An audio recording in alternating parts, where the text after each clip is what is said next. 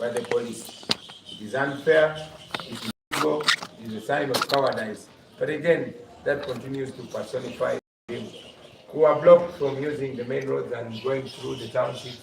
However, that was an advantage in one way or another, because it gave us opportunity to once again see firsthand and show the world firsthand the reality in Busoga, the sickening poverty, the dead infrastructure, the dangerous roads that have turned into death traps, the dilapidated schools, the broken down healthcare system in the deep of Busoga.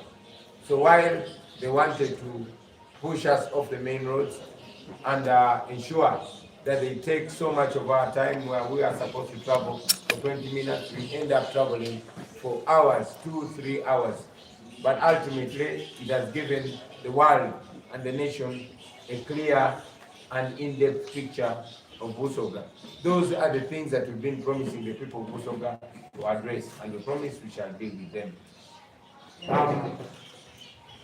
You've also seen the bias and the one-sidedness of not just the police or the military, but also the Electoral Commission. The Electoral Commission continues to be silent when we are harassed, when we are blocked from campaigning. Yesterday, we were supposed to campaign in Iganga municipality. That is where 2 presidential candidates have been already. But we were rudely told that other candidates would be allowed to campaign in the municipality and we would not be allowed. And indeed, the road was closed on us. We were not able to campaign in Iganga, but we promised the people of Iganga that we shall come back and talk to them physically. We refuse to be involved in altercation with police. We refuse to be used in order to make violence upon us, because they want to provoke us into violence so they can get justification to brutalize our people. We refuse that. We are non-violent. We are going to run this campaign on morality and on adherence with the law. And we are going to expose all illegality and impunity by the police. So today we continue with today we conclude our first phase in Busoga. We're going to Namaingo and Bujiri. We invite our people to come in large numbers, peacefully, to listen to our message and thereafter spread it far and wide. We thank you very much, and may God bless this final day of the first phase of the Busoga tour. Bada tusangaire ino, tubebaza ino, mwena abanamawulire, eba comrade baife, na irala abakulembeze ab'omu Busoga. Mwebale ino mwebalire irala okutuwa ekifaananyi ekirungi y'okuteekateeka nga bwe mulibona abantu ba Busoga abaviireyo mu bungi ne batwaniriza ne batwoleka obuwagizi. Aye waire nga wabaalewo obuzibu poliisi etulebere okukozesa enjira enene batusindika mu dipanya, batusindika mu byalo. Waire batukola batyo batumalira obwire, kituyambe kuba kisobozeseza bonabona na irala abakamera okwoleka ensi yona yona obwavu obuli mu Busoga, enjira embi ediri mu Busoga, okunigirizibwa okuli mu Busoga, amasomero agamenesemenese, amalwaliro n'ebindi byonna byonna basobole okubibona. Muboine mwena obutali bwenkanya obwa poliisi n'obwakakiiko ak'ebyokulonda. Wairekaako banti okulonda kulina kuba free and fair.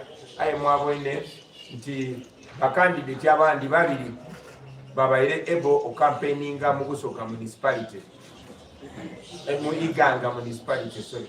Aye ife batuzibira enjira, twalemesebwa okujjayo.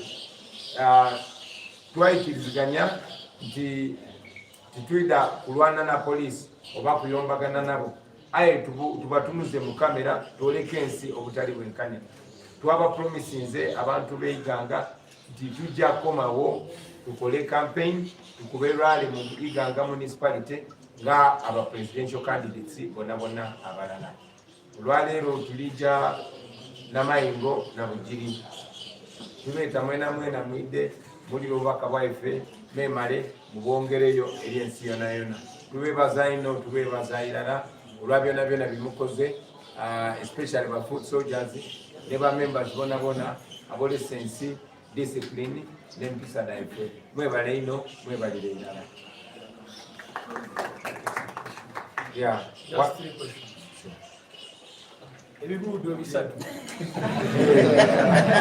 Oli ku Shalom Television Uganda ne Dr. Ensign.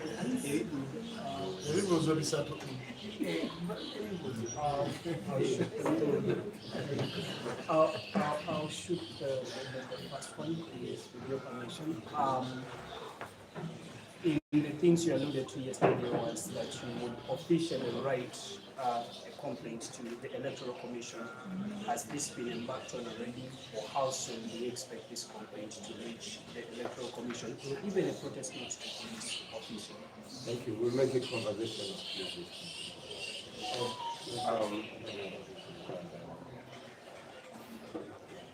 We saw that in the last election, you faced the same challenges, and at some point you had to break the campaign and go make a formal complaint at the EC physically.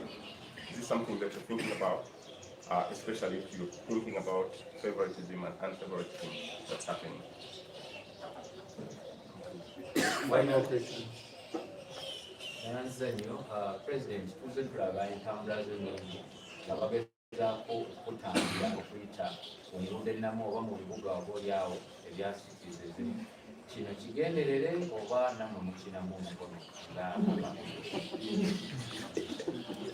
neyanguza bandekaba kisobola President eno gakalima gwakatandika butandika singa onayagana the same challenges campaign is not like that sustainable like you are sustaining the Uganda.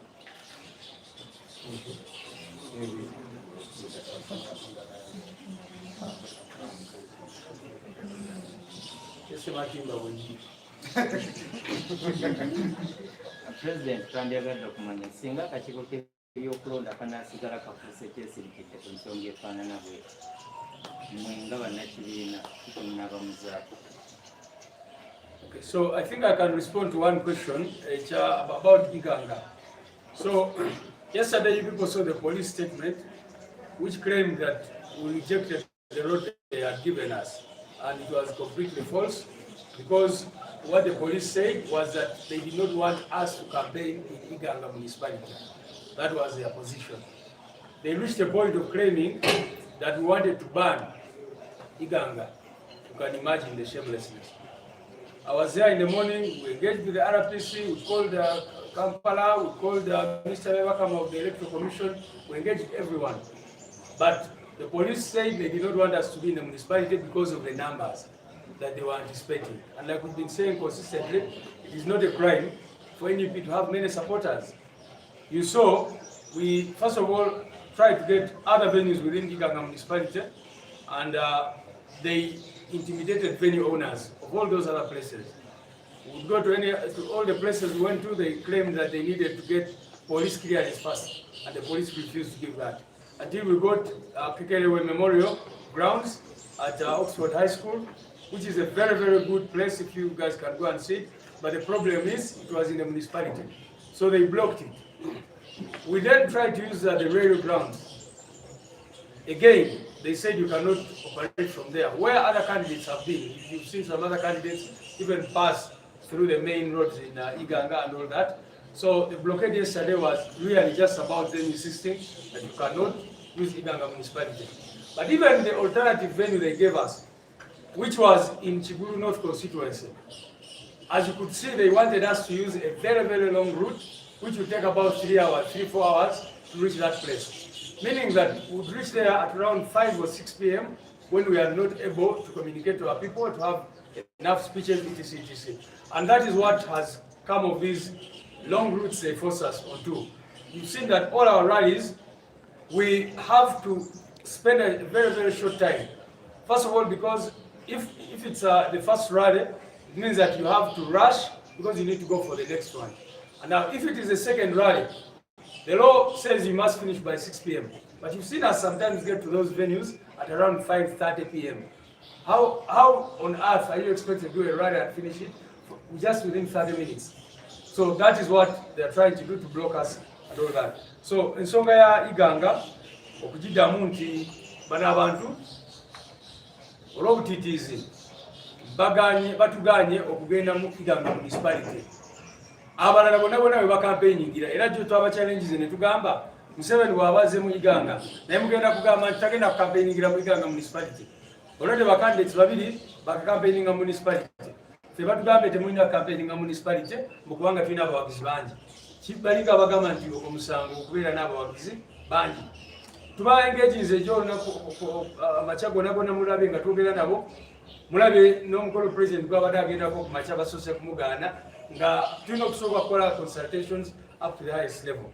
So basazeewo nti tetulina kubanga nalabye police statement nga bakuleminga nti wetubadde tufa abaganyeko ebadde batuwadde so nga bo kenyini batugambye municipality tetusobola campaigningamu mbu tulina okugenda ewala mu Kigulu North constituency kyetubadde tuganye naye era eventually ne batadde ebyuma ne bakola kibyona byonna era ne batulemesa okutambula mu route ebadde esobola otutuusaayo dakiika nga 3 ne baagala tukozese ekkubo erisobola otutuusaayo mu ssaawa nga 3 oba 4 tetuganye ne tugamba bano abantu mitoshoni yabwe yakutulemesa.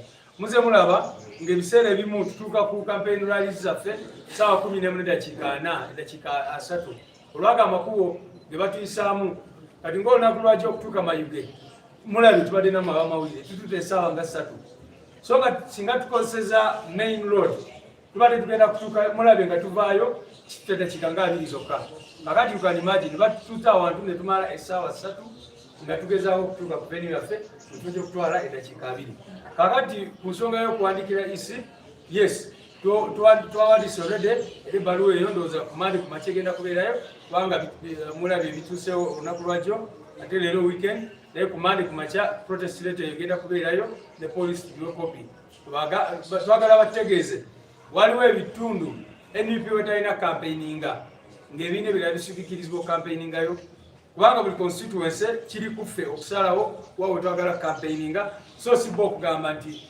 fe abaNUP tudictatinze obululu mugende munoonyeze mu constituency gindi presidential candidate yasalawo nti kati leero njagala kwogera n'abakulembeze mu kitundu kino kubanga abapolisi tutusoba bagamba nti kale mwawa basalawo ekisaawe kyonna kyonna azilonga kiri municipality ne bagaana ebisaawe bina byonna ebiri mu Iganga municipality ne bagaana ne batulemesa okugendayo olunaku olwo lwonna. Webale nnyo SG mpozi kanyongereko ku nsonga eyo nti kibadde kigenderere okutugaana ogenda mu bifo ebimu n'akajjukira wano nti poliisi yasooka kugala kubo erigenda ku mwalo gw'Emukungu Bukungu right yes ku mwalo gw'Ebukungu bagalawo ekkubo nga tewali nsonga yonna ne bagalawo ekkubo ne bagambye nti mugenda campaigning yayo kubanga baali bakozeyo ebikolobero kubanga abantu babayisudde mu nnyanja kubanga abantu bagobye ku nnyanja so ne bagala ekkubo nti tetugendayo naye ate presidential candidate omulala ne bamukkiriza n'agenda na campaigning-rayo n'ekyokubeera nti poliisi yennyini n'emmotoka ez'amagye bajja ne batukiika emmotoka mu kkubo then ne batandika okuvuga mpola olwe ne batudivertinze okuva ku main road naye ate n'enumuka mu makubo ag'ettaka ne bajja ne batukiika emmotoka zaabwe abavuga bubi balinga bagezaako tukozesa obubenje oba bagezaako okusiba okusala sipiidi yaffe so ekyo nakyo kibadde kizibu tukyemulugunyaako tukivumirira era nakyo tugenda kisa mu baluwa yaffe eyo of course bino twabisuubira n'ebirala ebisingawo twajja mu kalulu kano era twakayita protest vote kubanga twali tuzze okulwanagana n'obutali bwenkanya ffe nga tukozesa obwenkanya okulwanagana n'obulimba nga ffe tukozesa amazima okulwanagana n'obumenyi bw'amateeka ffe nga tukozesa amateeka kyetuva tukunga bannayuganda okwenyigira mu mbeera eno eya protest vote gyetugenda okuba nga tubanyonyola nga tugenda maaso ne campaign omwatubuuzizza nti kaakati bino bye bakola era bagenda bikola nga luli bwe batulemesa okucampaigninga bwe batuyita mujje twogere bwe batumalirayo olunaku olulala naku 2-3 nga tetucampaignize tugenda kutuuka ku bantu baffe mu buli mbeera yonna tugenda kutuuka ku bantu baffe mu buli mbeera yonna nga tetumenye mateeka nga tetukoze fujjo naye nga tutuze ku bantu baffe kuba buli kyetukola tukikolera mu mateeka. Omulundi guno tetugenda kukkiriza kakiiko ka byakulonda tusalako nnaku zaffe nga bala bakampeininga nga ffe tetukampeininga mu butali bwenkanya. So tujja kubatuukako mu buli mbeera yonna. Ndoza ebibuuzo byamukizibu. Ekibuuzo kyange kiri bwe kiti kulonda kuli twalaba kyamana w'akakiiko by'okulonda mu nnyo naye yakyaliwo kwolwo ebintu ebyakutuukako yagamba ye talina TV wuwe oluno tukatusuubire nga yafuna TV okwemulugunya kwammwe mwateesa bw ekintu ekyo yafuna TV buli tiimu eno. Well, mkakasa kumwami byabakama kulwa ofiisi ye alina okuba yafuna TV, alina okuba ne ku ssimu ye kutuukako amawulire era alaba byonna ebigenda maaso. Ekyongera tukakasa nti yafuna TV era alaba byonna ebigenda maaso. Yakubirako sekretary general waffe essimu ng'amugamba lwaki tuvuga n'abantu bangi mu kkubo, lwaki tubeera ne konvoyi. Era nkakasa TV eyo n'essimu eyo yamulaga nga Mwai Museveni apaakinze mu kkubo nga basibye emmotoka zonna nga mwe bali mukolera kampeni. Nkakasa ebyo byonna byonna abiraba. Nkakasa bw'atugamba nti tutambula n'abantu bangi, nkakasa alaba processions eza NRM. Tukakasa ebyo byonna byonna abiraba. Era tulinze okulaba kyakolawo ne bannayuganda balinze okulaba kyakolawo. Mwebale nnyo mwebale. Shalom Television Uganda Sonya Mpuliriza wanene Dr. Enzyme tugenda bujiri tweyongeddeyo mwebale kwekuumira ku Shalom TV mwebale kwekuumira ku Shalom TV Super Media